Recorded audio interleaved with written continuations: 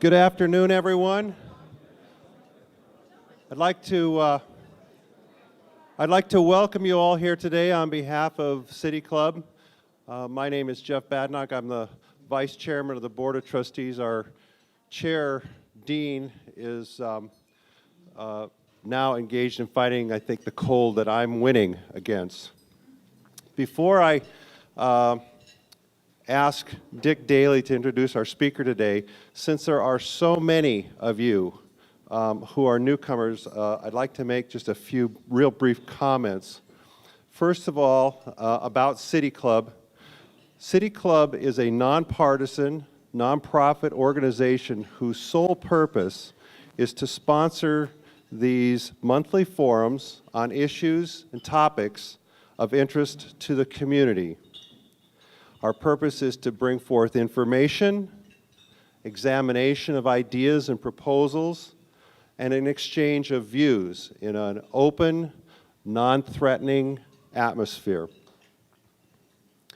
Our topics that we have each month are selected by volunteers who serve on our program committee. Past programs have included the proposed development project at Rock Creek, the mayor's presentation on the city's role in confronting global warming, the new aquatic center and parks and recreation in Missoula, and an address on Montana's energy future from Governor Brian Schweitzer. Future programs in coming months will feature speakers talking about local public education issues, healthcare in Missoula's two great hospitals, and I'm pleased to announce today that we will be having a special City Club meeting on April 3rd, and our speaker will be United States Senator Max Baucus, who will be in town. We're still working on the logistical arrangements for that. We hope it will be here. We don't know that for sure. And the topic, I'm not sure about that yet either. Given the senator's responsibilities in the Senate for healthcare issues, I'm sure we can find something that will be of interest to the public. So mark April 3rd right now as a date. It'll be a noontime meeting, and the speaker will be Senator Max Baucus. These topics, as I said, are selected by our program committee. They're volunteers. We need people to come work with our program committee to help create the topics that are of interest to the community. We would like your ideas for topics, volunteer the subjects, and more importantly, perhaps your connections. Do you know someone who is an expert or who has a proposal that's important to Missoula? The board and the program committee, we don't know everyone. We know most everybody, but not everyone. And you may have a contact that will be of help to us in putting together a worthy program for the City Club. This is, after all, your club. It's not our club, it's Missoula's City Club. And towards that end, my final comment is, we need your membership. We need your participation to be part of this effort to help our community better understand itself and better communicate with itself. There are membership forms on the back table. We have memberships for individuals. We have memberships for those who are, quote, living lightly. We have memberships for small businesses and for nonprofits, and we have memberships for corporations and larger companies. This service that we provide to the community is valuable. It's worth your participation. You get a great bargain by being able to participate in this community dialogue. Support it. It's good for you. It's good for your businesses. It's good for Missoula. So with that, I'd like to now introduce another member of the Board of Trustees, Dick Daly, who will introduce our speaker today. Thank you.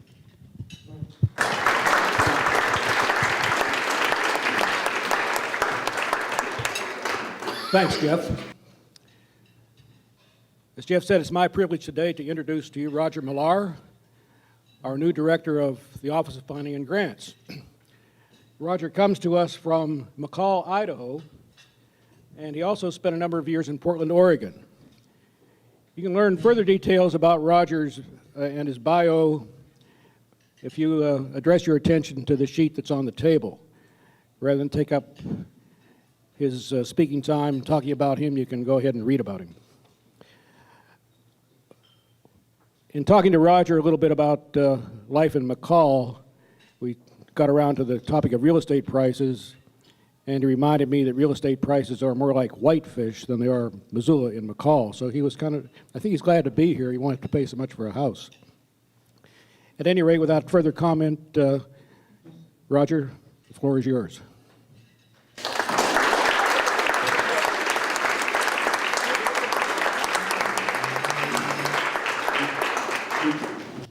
Well, good afternoon. Well, good morning for another couple minutes here. I'm Roger Millar. I'm the new director of the Office of Planning and Grants. This is, I guess, Mike, where the honeymoon ends, right? I wanted to tell you a little bit about myself and then talk about quality of life and how we're addressing or trying to address preserving quality of life here in Missoula in the face of the pressures of growth. I am a civil engineer by training and also a certified planner, which I tell my planner friends and my engineering friends is my own professional dilemma. But I moved from Virginia, where my family is from. After I graduated from the University of Virginia, I moved out to Portland, Oregon, where I spent almost 8 years at the Portland Office of Transportation under a variety of people, including Commissioner Earl Blumenauer, who's now Congressman Earl Blumenauer from Portland's 3rd District, Oregon's 3rd District. I left Portland in 1990 to go to the private sector, and I was the principal of a regional consulting firm. And in 1998, we were invited to open an office outside of Aspen, Colorado. So I had just gotten married, and we moved to Colorado, and my wife, in a shameless plug, my wife Stephanie served a couple years as a senior long-range planner for the city of Aspen. She's currently the deputy director of the Valley Adams Regional Housing Authority, and she's looking for a job in Missoula. So please let me know if you can help her in that regard. But we started in the Roaring Fork Valley of Colorado to apply urban solutions that we learned in Portland, things like the Pearl District and the Portland streetcar. Can we apply those lessons to mountain towns, to rural and resort communities? And we worked on community housing projects and transportation projects and downtown redevelopment projects in places like Aspen and Vail and Sun Valley and Sedona and Bend, Moab, Utah, places like that. Was also working a lot with the National Park Service on gateway community planning outside of Sequoia National Park, working with Fresno and Visalia, and outside of Arches, outside of the North Cascades over in Chelan. The travel got to us with small children, so we decided we'd move back east and try a big city, see if there was enough work in one town where I could keep planted and not spend all my time on the airlines. And so we were in Washington, D.C., living in Arlington, and working on projects like the Lower Manhattan Recovery Project in New York City, the response to the events of September 11th, and working in Chicago on the Circle Line, which is the loop outside of the loop, and other places. And I found myself on a different airline schedule. I was doing Aspen, Portland, Phoenix, and I started doing LaGuardia, O'Hare, National. Decided it was time for a change, and so we moved to McCall. And that was a change. McCall is a wonderful place, 3,500 full-time residents. When all the lights are on, we can have 20,000 people in town. And a new resort had just opened outside of McCall. There's Brundage Mountain's been there forever. It's a wonderful place to ski. But when Tamarack Resort opened, all of a sudden we were seeing in McCall 10% growth rates annually and 50% real estate appreciation. Now, if you owned a house in McCall and it was appreciating 50% a year as ours was, that's yahoo. But if you're trying to get on board, or as I was, if you're trying to hire staff, it was a horrible, horrible situation. We did a lot of things in McCall in the 2 years that I was there, and I'm going to go down the list just to give you a sense that it can happen when you talk about making change fast. We adopted a new zoning and subdivision ordinances for both the city of McCall and the impact area, the McCall impact area of Valley County, replacing a 1994 ordinance with new ordinances. We developed a housing policy and adopted a 20% inclusionary zoning ordinance and a community housing fee ordinance. We updated a semi-defunct urban renewal district, put a bond out on the market. They're doing about $5 million of improvements to the lakefront this summer, and we're looking at creating 2 new urban renewal districts in McCall.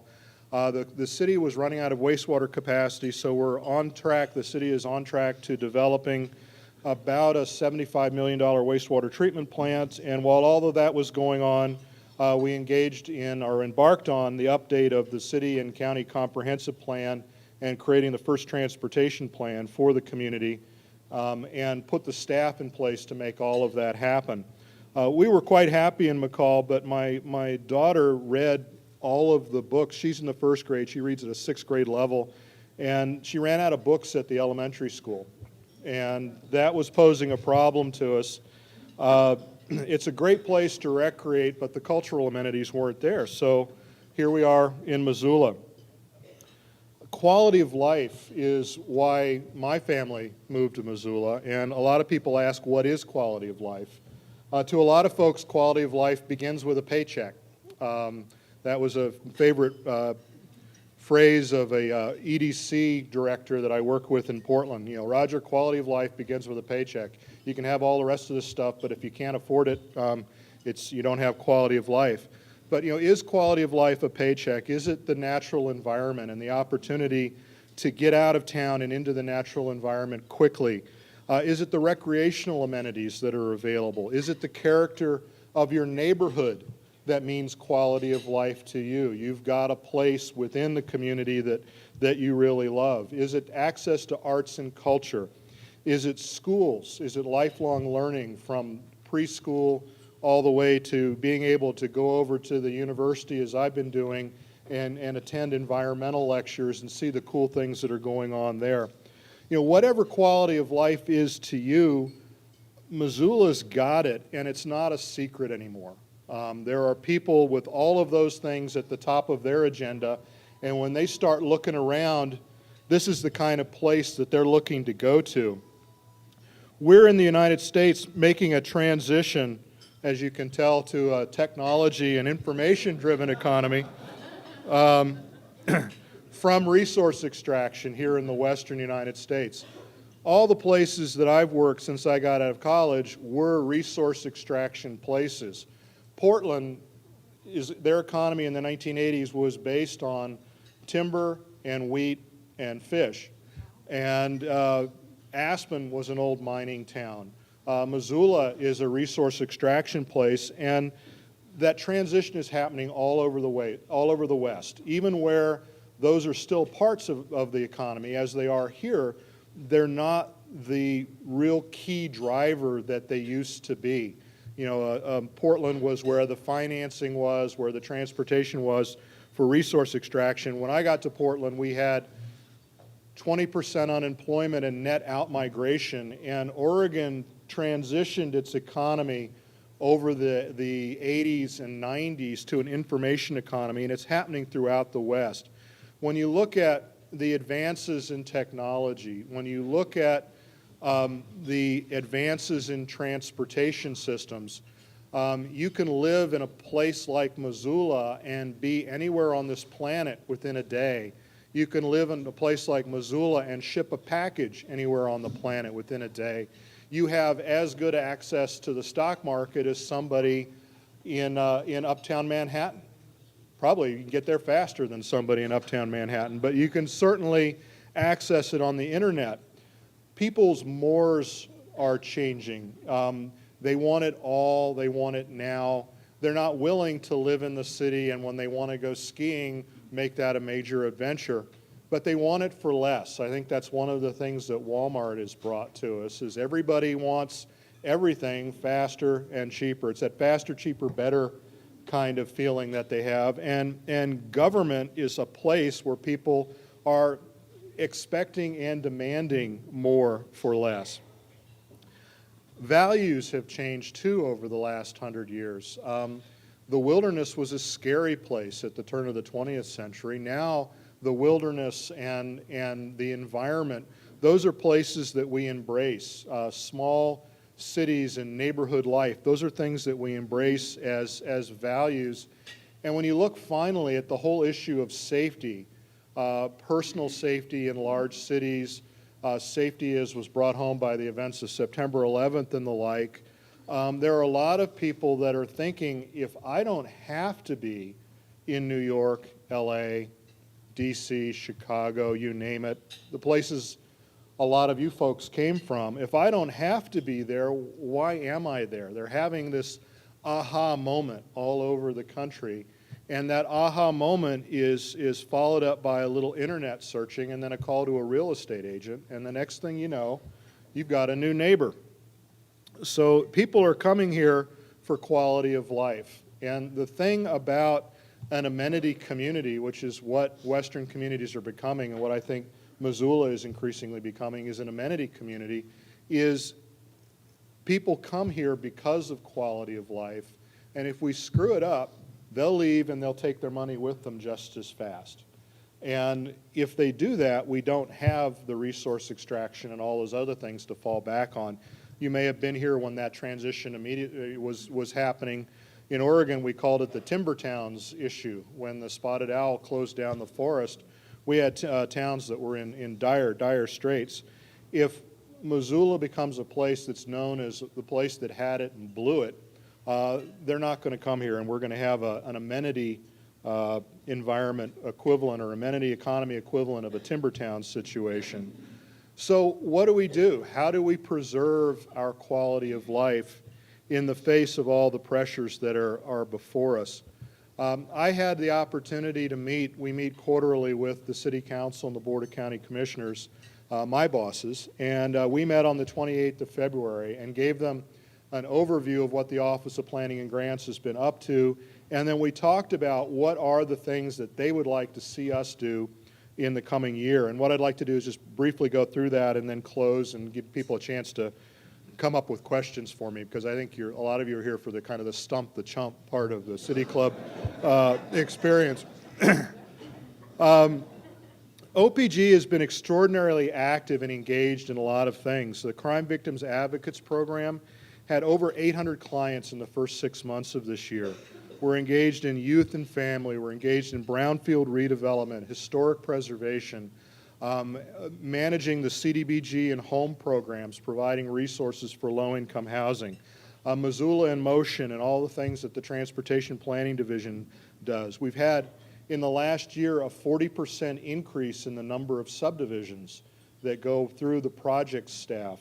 And we're averaging 260 permits a month at the front counter. And one of the things I pointed out to the commissioners and the council is if we're averaging 260 permits a month, in my first month at the city, we had 2 calls, one to the mayor and one to the county commissioners. That's less than 0.75% of the permits that we issue resulting in complaints from citizens. I'm sure each of you has your own horror story, but what I was really encouraged by that. We're not a perfect organization by any stretch of the imagination, but the vast majority of what we do pretty darn well. And whenever I get a chance to talk into a microphone, I like to remind people of that. The 3 things that we're going to be embarking on at the request of the council and the Board of County Commissioners, one is code reform. The City of Missoula zoning ordinance was written in 1972. I don't know what you were doing in 1972, but I was working on my Eagle Scout badge. And a lot of things have changed since then. 1972, we had no fax machines. We had no FedEx.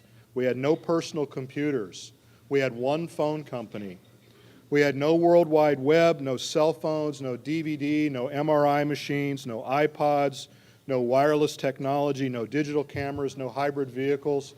Things have changed since 1972, and the rules probably need to be overhauled. They've been tweaked over time. What typically happens in a community is you've got a shiny new ordinance, and then something awful happens that you didn't anticipate in your ordinance. So you amend the ordinance to make sure that awful thing never happens again. There's the cow out in the field. Let's close the barn door down. And then another awful thing happens, and you amend it again. And pretty much after 30 years, you have an ordinance that is a compilation of ways to keep old, awful things from happening in your community. It's not about making what you want to have happen easy. It's about making what you don't like difficult, and it becomes contentious. And an awful lot of what our office is engaged in that makes the press, that has people pointing and shouting, I think is a result of wrangling with this old document. We're hiring a consultant to do a review of our ordinances. One of the first things we want to do, and this is bringing lessons from other communities, I worked with the city of Tempe, Arizona, a 172,000 person community with a large university in the middle of it that was landlocked on all sides by incorporated communities. There was no place for them to grow. Their 1974 ordinance was designed to turn cotton fields into subdivisions. They ran out of cotton fields. What were they going to do? We did what's called a code audit. We went out to the community and in a formalized and transparent and inclusive process, gathered all of the things that work well and all of the things that don't work well, and then organized them. And we spent a good deal of time with that because, you know, I told the council and the commission, we can go out and buy an ordinance today. Andres Duani has a smart code on you. If you want to pay 20 grand, you can pick it up and adopt it, and there you go. But if you don't know what the problem is, it's very difficult to embark on the solution. So we're going to spend an awful lot of time looking at what are the problems with our ordinance, and then what are the tools from other communities that we can use. How are other communities doing it that might make sense to us? And then we'll spend some time looking at the structure of the ordinances, because the structure, I think, is part of what needs to change. And then we'll deal with the substantive issues one at a time. I'm sure there are a lot of people in the room that have been through failed processes. I understand this has been tried and failed at least twice since 1972. But as we talked about it with the council and the commission, it's never going to get cheaper to do, and the problems are never going to get easier to solve.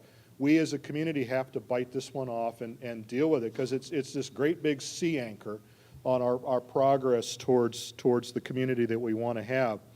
Another thing we talked about with the code is the urbanizing area, the area between the city limits and the urban area boundary.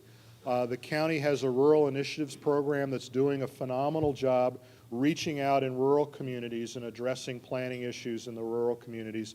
Urban Initiatives in our office does a great job within the city limits, but there's a gap, and we need to fill that gap. And the council and the commission gave us direction to look at things like annexation policy, to look at things like coordinating our ordinances at the city level and the county level, and perhaps even going as far as we did in McCall, where the county commissioners adopted the city's zoning and subdivision ordinances for the city of McCall area of impact.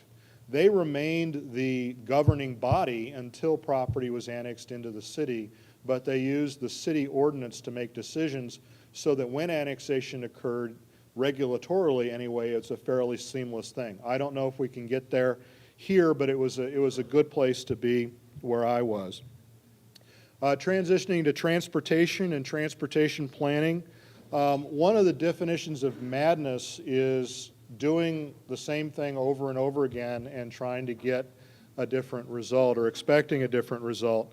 The chair of the Transportation Policy Coordinating Committee, Don Nicholson, said, can't we just take our long-range transportation plan, the one we adopted a couple years ago, rip the cover off, staple a new cover on, and save a lot of wear and tear and grief on the agency? And, you know, frankly, if we're going to follow the process we've used in the past, it's not a bad idea. But when every couple of years you look at, here are the problems we have, and here's the money we've got, and every couple of years the pot of money stays about the same, 20, 25, $30 million, and the scope of the problems gets larger, you need to begin to think about different ways of doing business. Now, one way of doing business would be to go back to D.C. and ask for more money. I spent some time there last week as a part of what I do with one of my professional societies. Transportation funding is not going to go anywhere fast. All anybody remembers from the last transportation authorization was the famous bridge to nowhere. Transportation at the federal level is perceived as pork. Now, if you're on the receiving end of that, that's wise federal investment. But I don't anticipate in this climate Congress in 3 years or 4 years saying, oh, yeah, we ought to double or triple transportation investment. It's just not going to happen. We're going to have the money that we've had going into the future. We're getting ready to embark on a long-range transportation plan update. And one of the things that we talked with Council and the Commission about, and they gave us some direction on, was let's look at it differently.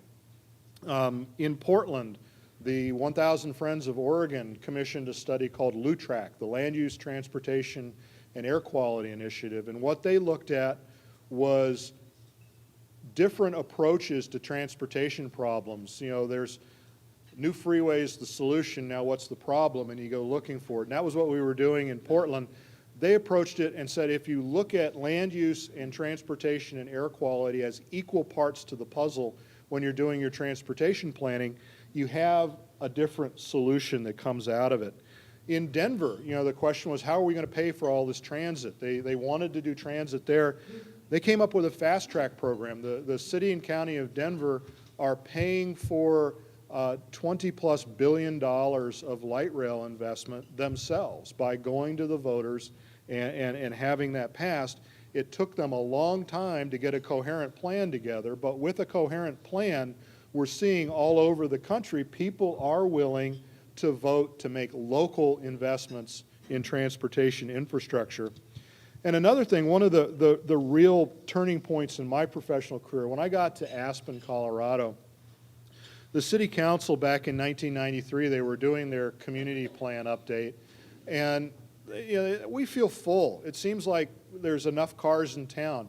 So they adopted a policy that said we're going to grow as we grow, but our quality of life goal is that there will be no more automobiles coming into Aspen on an annual average daily traffic basis in the future than there were in 1993.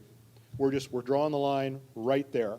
And they managed their community and their system. Their economy's been growing by leaps and bounds, but to this day, the number of automobiles that come up Highway 82 and enter Aspen has stayed at 23,800 and change by making incredible investments in transit and making investments in community housing. I'm not saying that that's going to work in Missoula. One of the great things that Aspen had going for them is they were on the end of a 45-mile-long cul-de-sac. So there wasn't any other way to get there, and they could measure it pretty well. But they instituted free transit service on a 10-minute basis throughout the town. They invested millions of dollars through a sales tax that they levied in transit in the Roaring Fork Valley. And after metropolitan Denver, the Roaring Fork Transportation Authority is the largest transit agency in the state of Colorado. It moves 4 million passengers a year, and every day, half of the people that commute into Aspen on the bus. And that was a direct effect of that quality of life goal. They said, well, rather than widening the highway, we're going to put the money into transit, and it worked. It worked in that particular community.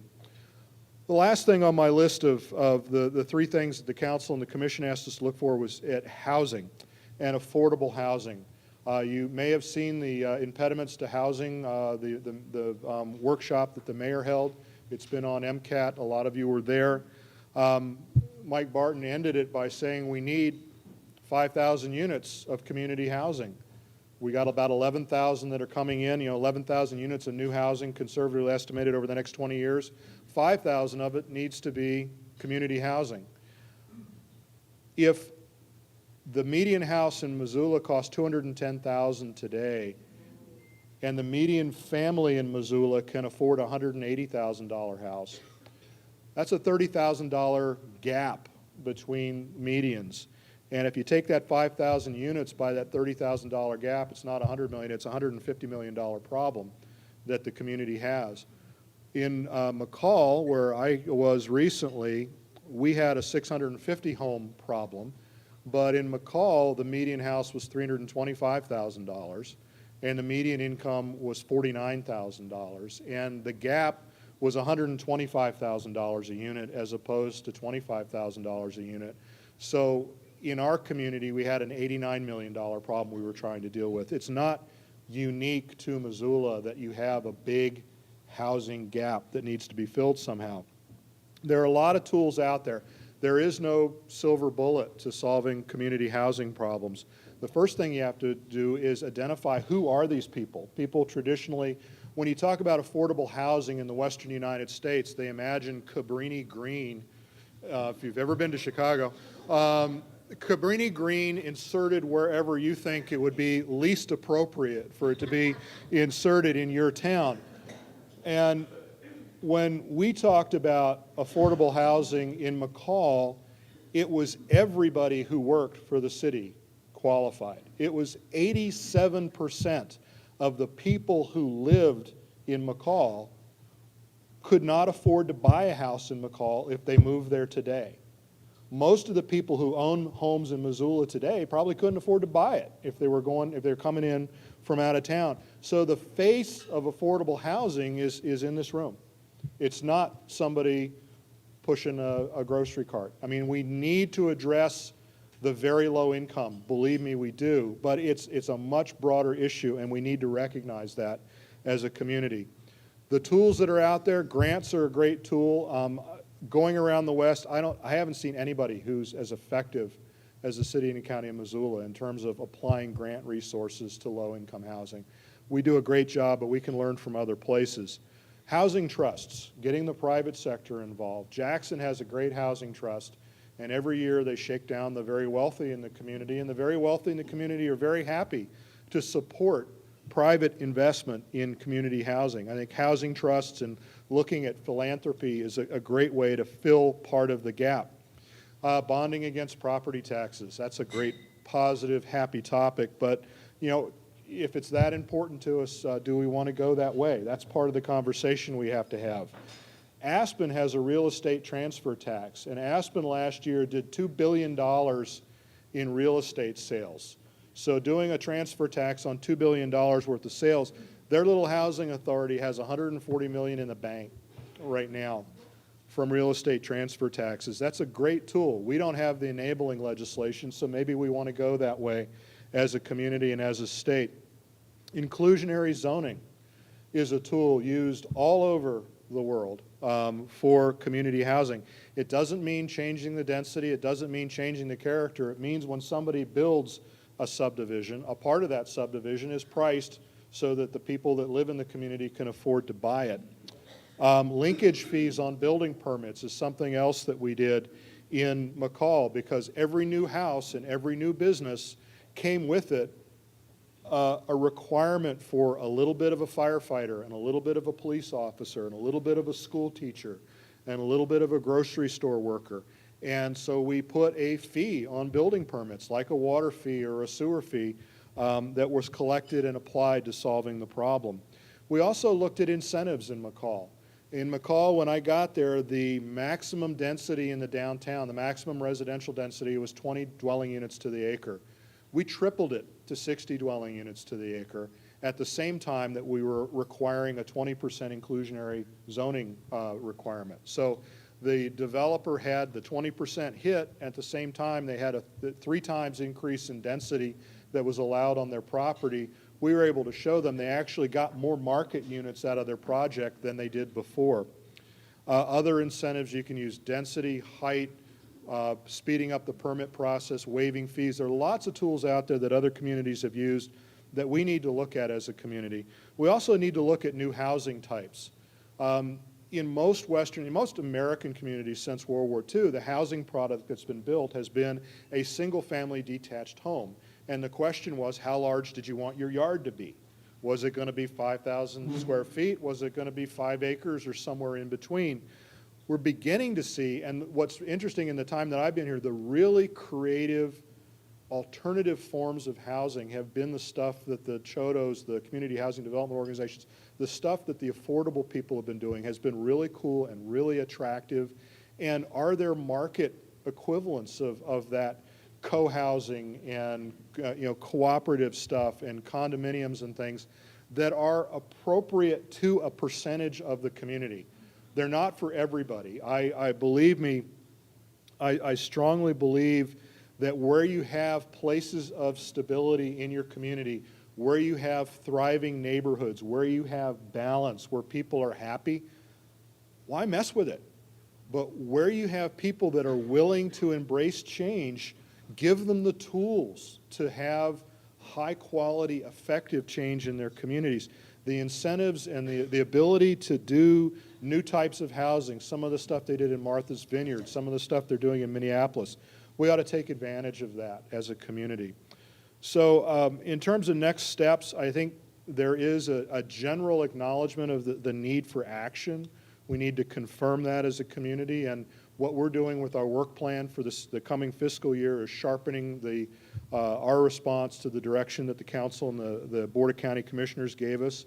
We're going to engage the community. I firmly believe as a planner that if you don't do something with people, they assume you're doing it to them, and you deserve everything you get. So we're going to try to the extent that we can for a transparent process, and I encourage you to let us know, as I'm sure you will, if we're getting the least bit foggy in our transparency. And then last but not least, we've got some tough decisions to make as a community, but most of the people on this planet, most of the people who have ever lived on this planet would love to have this community's problems. You know, go to Bangladesh, go to Sub-Saharan Africa, go to Pittsburgh. You know, I did some work in the East Monongahela Valley, you know, where, you know, when we won the Cold War, you know, you go to the steel towns and they're coming back, but boy, were they down. It's just incredible what an asset, what a wonderful place we have, and the tough decisions that we have to make, we're starting at a much higher plane than just about anybody else on this planet. I'll close with the 5 tests of community that I got from the North Carolina Smart Growth Alliance. People ask me what my philosophy on planning is. I like to apply the popsicle test. Can you get home from the store before your popsicle melts? That's a good community. The smooch test. Can you walk around with your sweetie safely at night? The kid test. Is your kid's world bigger than their backyard? A lot of us are investing in backyards because we're afraid it's unsafe for our kids to be anyplace else. Can they be other places in the community unsupervised and safe? The seniors test. Is your community a community where senior citizens can be a viable and active part of what's going on? And lastly, the commons test. Is development giving back at least as much to the community as it's taking from the community? So Richard Moe, who was with the National Trust for Historic Preservation, said, communities can be shaped by choice or they can be shaped by chance. We can keep accepting the kind of communities we get, or we can start creating the kind of communities we want. That's what I'm about as a planner. And I'll just close. My last famous or favorite quote is Immanuel Kant: the best way to predict the future is to invent it. Thank you, and I'll be ready for your questions here in a couple minutes.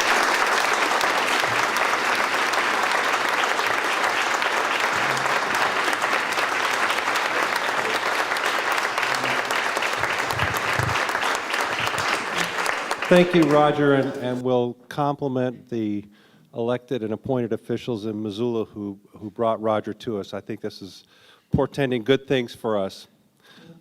As is our custom, we will now take about 10 minutes of table conversation.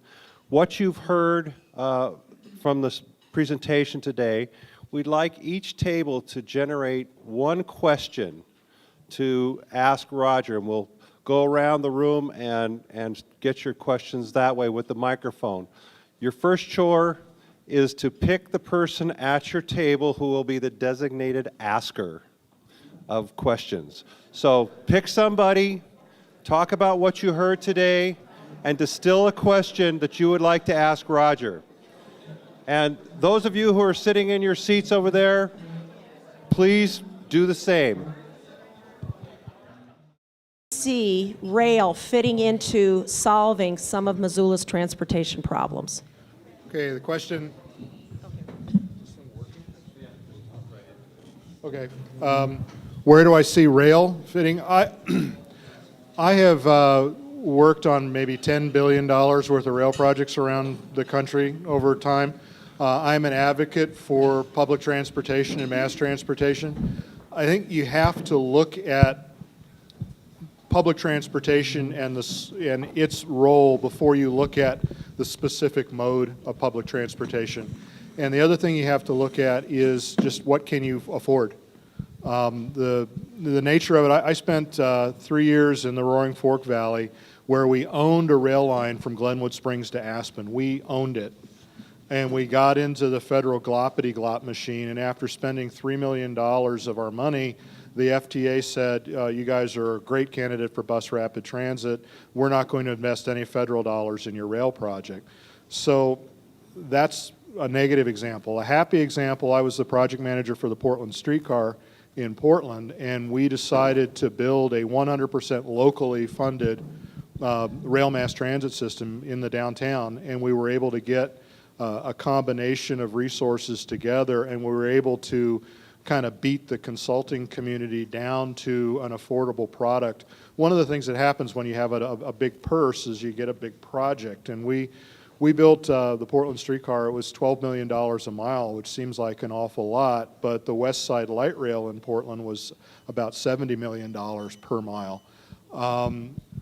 You need to look at innovative solutions. You need to look at local funding. You look, DMUs on freight rail lines today, working that out with the owners of the rail lines. And DMUs? Diesel multiple units. There's only one in the United States that the Federal Railroad Administration will let run on a freight line. It's the Colorado Rail Car. It's made in Colorado. It costs $2 million a piece. If you're going to spend $3 million on the study, why don't you go buy a rail car and get it up and running? I think rail has a place as the community evolves, but I think we have to figure out as a community exactly where the place is and how much we want to invest. Next question.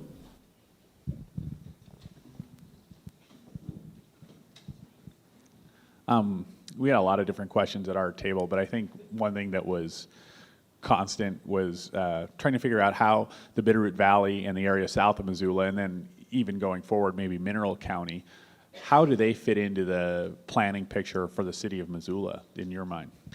It's a region. I mean, we have to have regional solutions. Portland really took off when we agreed to work together as a region.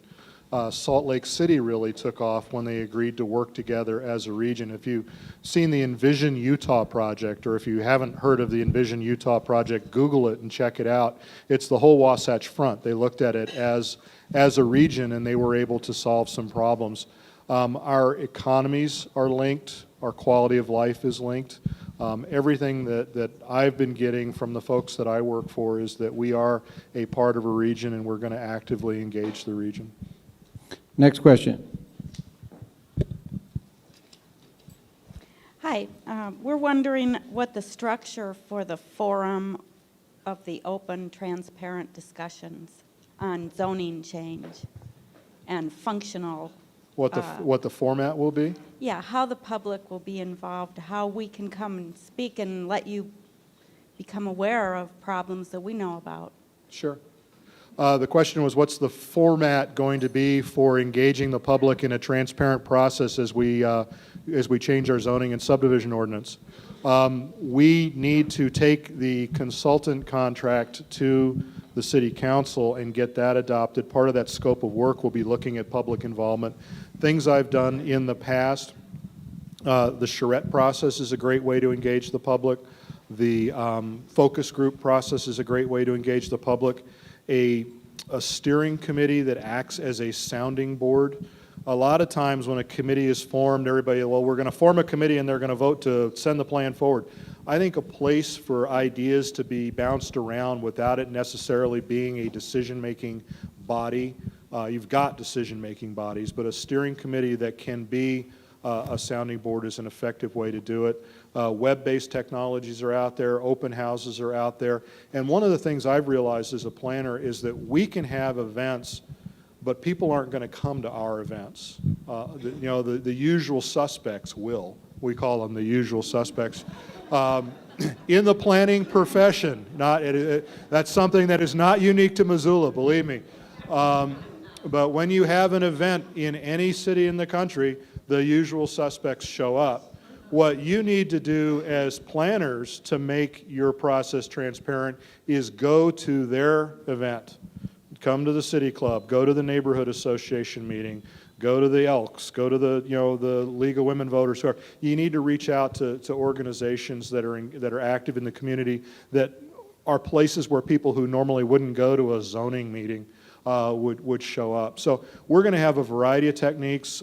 We need to sit down with we're just in the process of selecting and getting a consultant on board. We need to work that into the scope. And one of the things that I found is, once you get started, it's going to change. And I'm perfectly accepting of changing the process if we find somebody's not being engaged.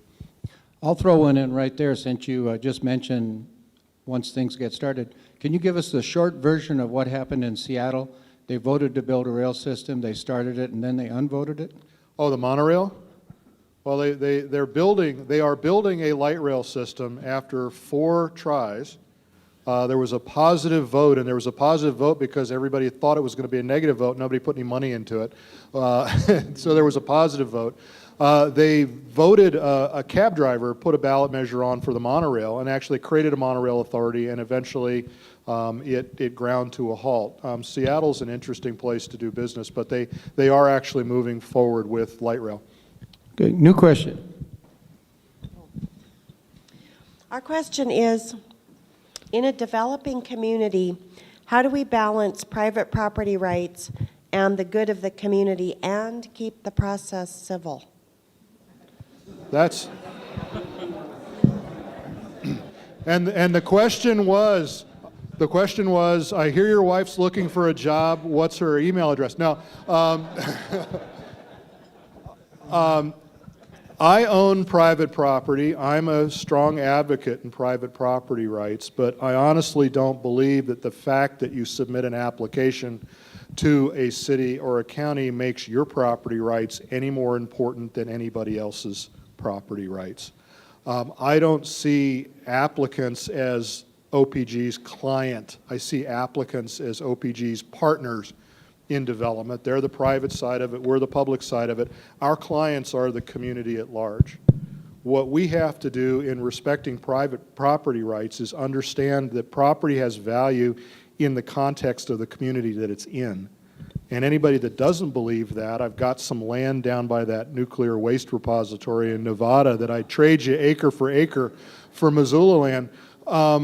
It's a tough one for sure, particularly as you've got people that have been here forever, people that have moved here with progressive ideas, people who have moved here with different ideas. It can be contentious, but what we have to do as a community is recognize that the public process on land use and planning decision-making is a balancing of everyone's property rights. And that's the way I hope to move forward. Next question.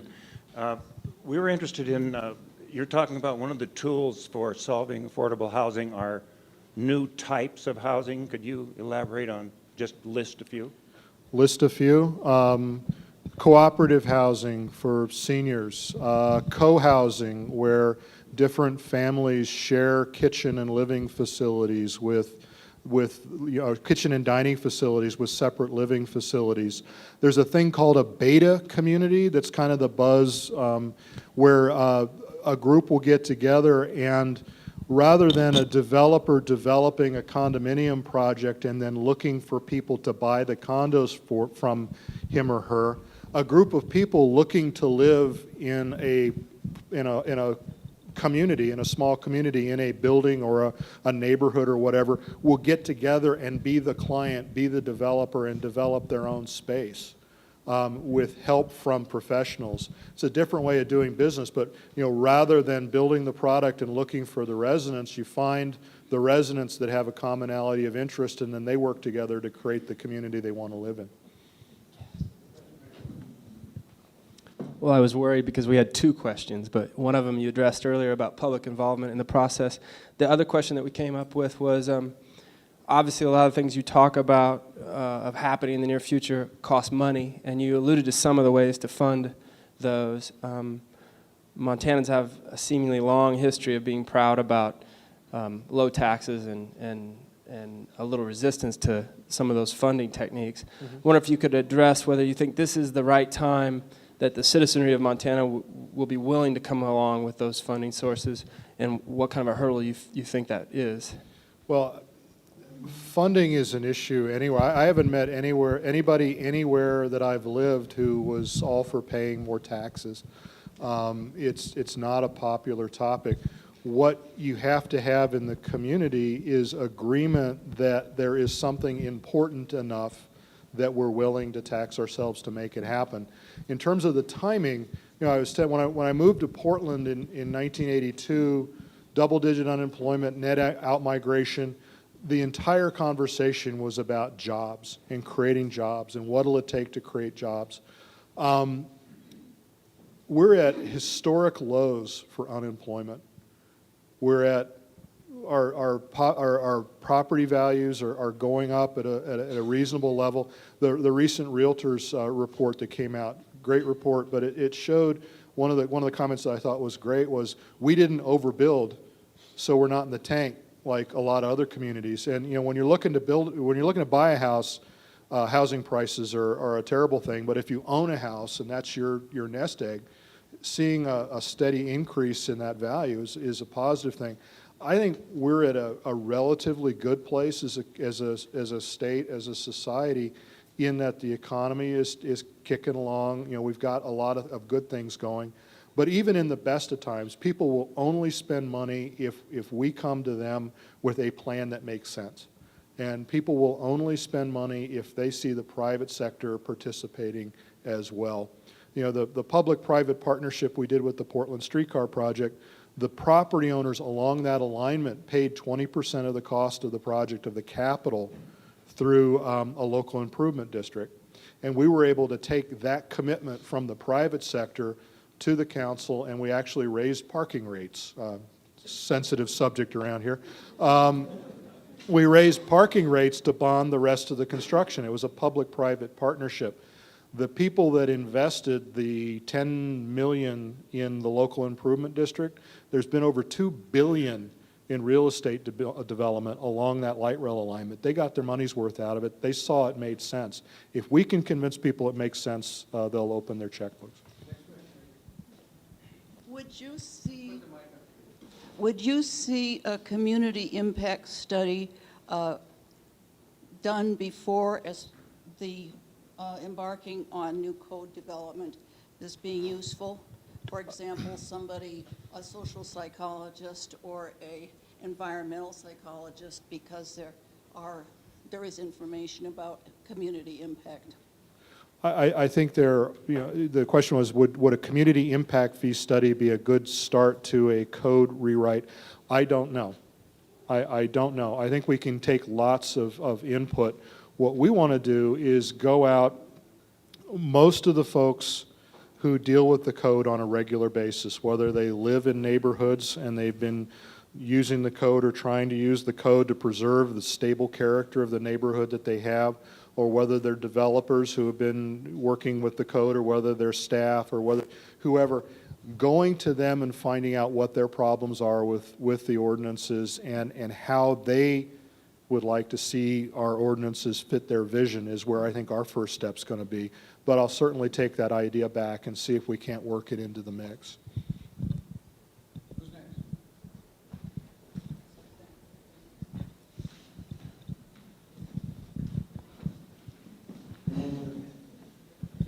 Well, this table was a hotbed of discontent. They weren't willing to settle or buy into the idea of maintaining quality of life or sense of place. They wanted to know how to improve the quality of life or sense of place, and the youthful contingent at the table wanted to know how we could get affordable housing close in. And then the second part of the question was, because we like your style and your ideas, is what kind of resources do you need, Roger, to implement your vision, and how do we help provide those? Oh, great. That was my table.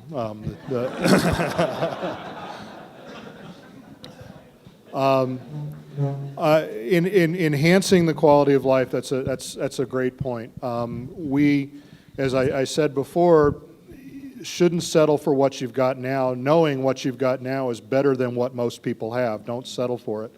A lot of people enhancing their quality of life would be just a commitment to leave them alone.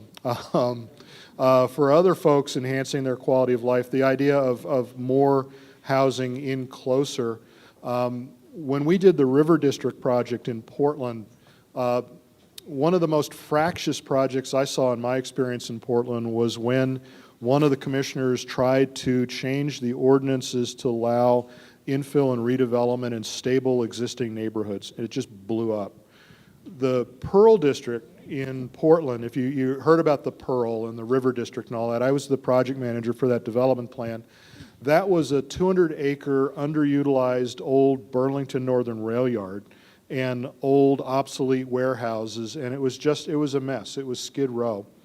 And people had been trying for years to create Class A office space in that place, to extend downtown with Class A office. But they needed the public sector's help to make it happen. The public sector, a lot of the people that were engaged in that owned all the B and C office in the existing downtown. Why would they help invest in moving their tenants over to this new place? We came to the aha moment was, why don't we create a community immediately proximate to downtown in that location, and it's also right at the river. It was called the River District because the north-south streets and the east-west streets in that area all ended at the Willamette River. And we created this community. The private sector needed the public sector support to make it happen. We needed the private sector to invest down there. We did the Portland streetcar. We took down the Lovejoy ramp. We invested in a lot of other stuff. We did a development agreement with the private sector where they did a certain density of housing. They committed to mixed use, and they also committed to affordability. So when you go down to the Pearl, all that stuff you see about the Pearl and the high prices down there, only half of the housing is market rate. 35% of it is deed restricted to 80% of median income, and 15% of it is deed restricted to 50% of median income. And that was what the city got out of there for public investment. We created a community of 15,000 immediately adjacent to downtown. The non-auto mode share, if you talk about how many people drive to work, in the Portland metropolitan region, that paragon of virtue, 93% of the people in the region in Portland drive to work alone. It's a little higher than that here, but Portland, in the River District, over half of the people in the River District commute to work on transit, walking, or biking. And it's also an incredible place to shop. It's an incredible place to dine. It's an incredible place for the arts. We have some places adjacent to the central city that might be appropriate for that kind of investment. Those are things from other places that maybe we can apply here. And the great thing about the River District is none of the neighbors got mad because there weren't any neighbors. Yeah. Oh, resources? Actively engage. I know there are an awful lot of people in this community that I did a lot of seat time on this committee or that committee, and it was an abject failure, and I'm not going to go do that again. Please do it again. Do it one more time for your community, because as I told the council and the commission when we were talking, there was a lot of, oh man, remember that committee, this committee. It's never going to get any easier. It's never going to get any less expensive. And what we really need is longtime locals and new people to actively engage in these public processes and let us know what you think works and what you think doesn't work. We want to make people comfortable that have to get out of here at 1 o'clock know that it is 1 o'clock, but we do have some more questions, so don't hesitate if you have to leave. I won't be, upset. Okay. Hi, Roger. Our question actually was very similar to what was just asked, and so I believe that you pretty well answered that, which was, what is your perspective on the city's role in assisting the development of low to moderate income housing? And you touched on that quite a bit. Another question to dovetail off on that is, inclusionary zoning is something that's been talked about quite a bit in this community, and it sounds really good, except when we when I would talk with developers about it, for example, there's a concern that it shifts the burden from the low to moderate income household to the maybe moderate to high income household that's now purchasing the units within that subdivision that is maybe taking on the burden. How have you addressed that in other communities, and how could we start speaking about this tool in regards to that? Because I feel like it's really sort of hit a wall in terms of that. Well, to be right up front about it, it absolutely does shift the burden. It shifts the burden from, if you're building a condominium project or you're building a subdivision, the lots or units cost you X to build per. And if you're required to sell a couple of them for less, that means you're going to have to sell the rest of them for more to get the same out of the product. Now, in a community where prices are appreciating over time, one of the things we pointed out is, I lived in McCall. My house grew 50% in value in a year. What did I do to deserve that, other than being in the right place at the right time? Developer buys land. That land appreciates year to year to year. They construct units. They appreciate year to year to year. There's some room there. But you have to be absolutely upfront that it is going to shift the burden to those market units that are a part of the project. The other thing you can do, though, with inclusionary zoning where it's successful is you link it to incentives that lower the cost of the units by allowing the developer to build more units. And that's the way to make it successful. You need to do a couple things. You need to link it to incentives, and you need to show the development community that they're not the only horse, they're not the only one hitched to the wagon. We've got grants. Right now, governments and the not-for-profit sector is pretty much the only thing that's hitched to the wagon on this affordable housing problem. Getting the rest of the community up to it and willing to participate so that the development community is a part of a team and not overly burdened, I think is, fairness is a part of it as well. Hi, I want to be delicate in this question. One of the first comments you made was that about the permitting process and that there have been 2 complaints in January. Yeah. And right now, what I'm doing is I am involved in some remodel projects and building, and I have a lot of contractors. And with all due respect, has it crossed your mind that maybe there is more disgruntlement out there and people aren't coming forward? Because the history has been, it hasn't been real open to come down and complain, and a lot of my contractors will say, it won't do us any good, it's time and money. And there was an issue that came up a while back, and I wanted to come down, and they says, please don't, because they were worried about even further retaliation through inspections, et cetera, not just on my jobs, but other jobs. But are you totally comfortable that there's a really good job going, or that there could be more open door? Because the history, and you've only been here a short time, but the experience of these contractors and different folks has not been welcome to come down there. So they're sort of frustrated, and they don't necessarily come forward. And some of it is misunderstanding on their parts, too. There is some confusion, because there's hard time. You might come to the front desk at OPG, and then that's something linked to the building department, and somebody doesn't understand. So there's a little bit of disjointing and maybe somebody that doesn't know how to direct everybody. So, but it's the fact that you only got, the question is, I think there's a question in there. Do I think we're, no, do I think we're doing a good job? Yes. Do I think we could do a better job? Absolutely. Part of it is you have to remember the Office of Planning and Grants is one part. If you're talking about contractors and the rest of it, they're also dealing with the building department, with Public Works, with other folks. People complain that the process is complex. They're absolutely right. The process is complex. That's the nature of it. One of the things that we're saddled with on our side of the counter is that we're explaining and interpreting ordinances that were adopted years ago. And we haven't had the opportunity to avail ourselves of a fresh start on that. We have been working, the folks in the permit office of OPG have been working with the city's building department on streamlining the process. One of the things that we get is kind of interesting is we got a building permit recently. The building was something out of a catalog. Somebody bought it online, nicely rendered drawings, some architect had done and sold a bunch of times. We needed a site plan. They drew a site plan on the back of the application. I couldn't tell where the building was on the lot. We asked the applicant to give us a site plan. 2 months later, we called the applicant and asked them for the site plan. They got to their framing inspection, they got stopped, they got all mad that they didn't get their, and then the site plan came in. So one of the things we're doing is making sure the applications are good to go at the beginning. With subdivision applications and with building applications, we're going to start reviewing them with the applicant there. It used to be if you were subdividing, you'd take your package of stuff, you'd stuff it in an envelope, you'd put a check in there, and you drop it off on our counter at 4:45 on Friday and start the process. We've instituted a change since I've been there. When you want to drop off that application, we set up an appointment, you drop it off, you meet with staff, you walk through the application.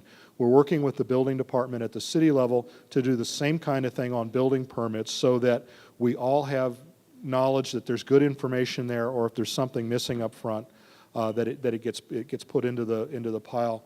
We're doing the same thing with the county, and we're trying to coordinate on the county building permits with county health and with other people. So we're making efforts, and we're also reaching out to the communities.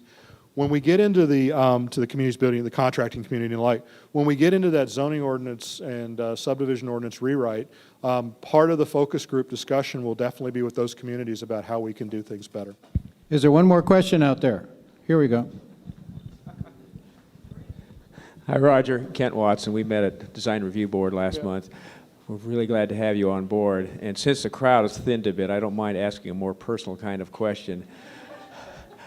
I'm a landscape architect, and I'm wondering if you see a staff landscape architect in the future of the city of Missoula. Most cities at this size and larger have somebody with that kind of expertise on staff, and we're a little frustrated that there isn't anyone. I'm wondering if you see that in the future. I honestly haven't had the opportunity yet I'm meeting one-on-one with all of the employees of the office, so I haven't had an opportunity to find out whether we have any landscape architects on our staff. There's not a single, I know there are licensed architects on the staff. Whether there's somebody who's a landscape architect, I don't know yet. We need to have that kind of professional expertise on board. But in terms of organizational change, having somebody whose job is the staff landscape architect for the city of Missoula, I haven't been here long enough to know whether that's the right solution. Next to last question. You've been in Oregon and Idaho.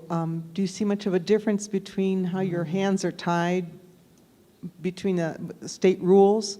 Is there much of a difference, or do you feel you've got pretty much the power you need to accomplish what you need? I've worked in Oregon, I've worked in Colorado, I've worked in Idaho, I've worked in Virginia, I've worked in Arizona. The MCA, the Montana, they're unique. This is the first place I've been where you can protest zoning. That struck me as really kind of odd. But we'll live with it because we have to.